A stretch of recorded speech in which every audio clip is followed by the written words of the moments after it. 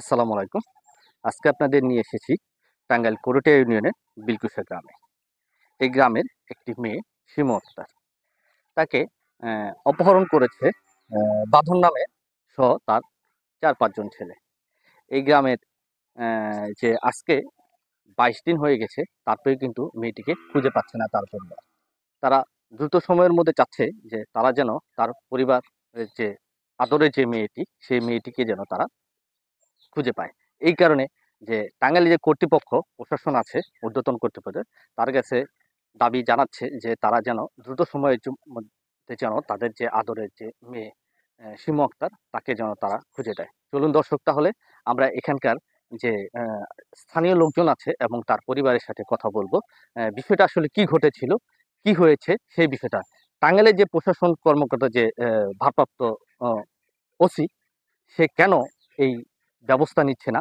এই শিমু আক্তারের যে বাবা-মা আছে, তারা বলছে যে তারা একটি মামলা দেওয়া সত্ত্বেও আজকে ২২ দিন হয়ে গেছে, তারপরেও কিন্তু সে মেয়েটিকে উদ্ধার করতে পারেনি।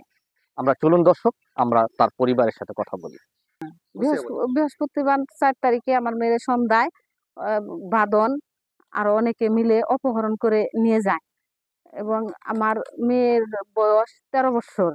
১৩ বছর আবেদা খানমে পরে আমি এই মেয়ের উদ্ধার চাই এবং এই মেয়ের বাবার আমি শাস্তি চাই। ছেলেটার ওই ছেলে ওই ছেলের ফাঁসি চাই। আমি আমি ন্যায় বিচার চাই। আমার মেয়ের উদ্ধার করে দেন আপনারা। নাই, তারা মিথ্যা বলে মানে ই করে দিছে আর কি, লোকেরে তাড়িয়ে দিছে যে মিথ্যে, আমার ছেলে এই কাজ করে নাই।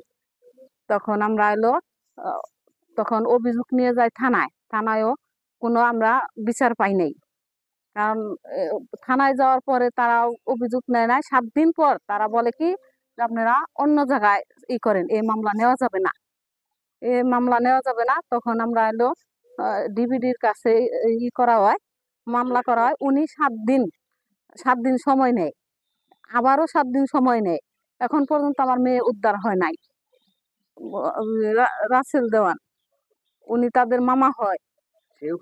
সে উকিলে আমাকে ফোন দিয়ে বলছে ২ ঘন্টার মধ্যে আপনার মেয়েকে আমরা ই করবো, উদ্ধার করে দেবো। তাতে আপনি মেয়ে কি ফেরত পাইছেন? না, আমরা আজও পর্যন্ত ফেরত পাই নাই।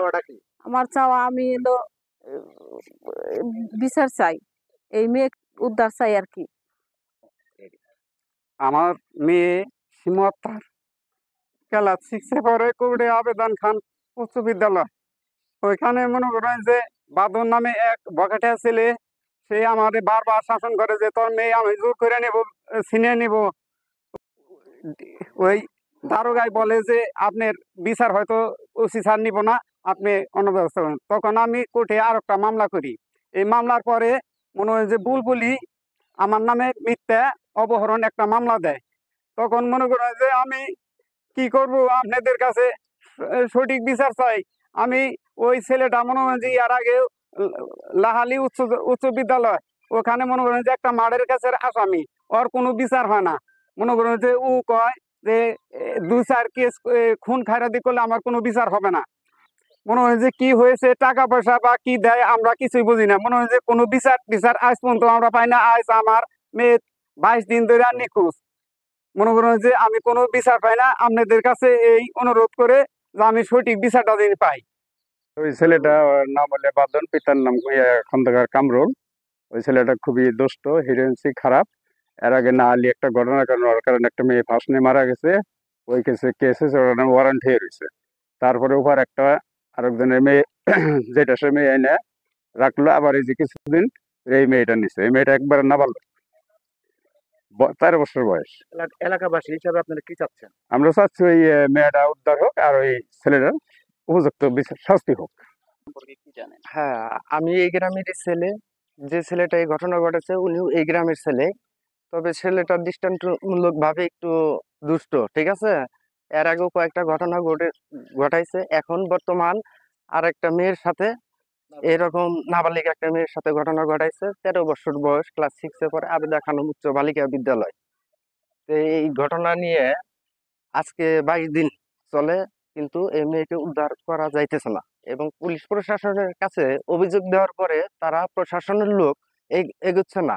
এর কোনো অ্যাকশন নিচ্ছে না। তো আমরা দৃষ্টান্তমূলক গ্রামবাসী চাই যে পুলিশ প্রশাসন এবং মিডিয়া যারা আছে তাদের সকলের কাছে আকুল আবেদন যে সবাই মিলিতভাবে মেয়েটাকে উদ্ধার করে দেন এবং এই ছেলেটার দৃষ্টান্তমূলক একটা শাস্তি আবেদন করছি আমরা।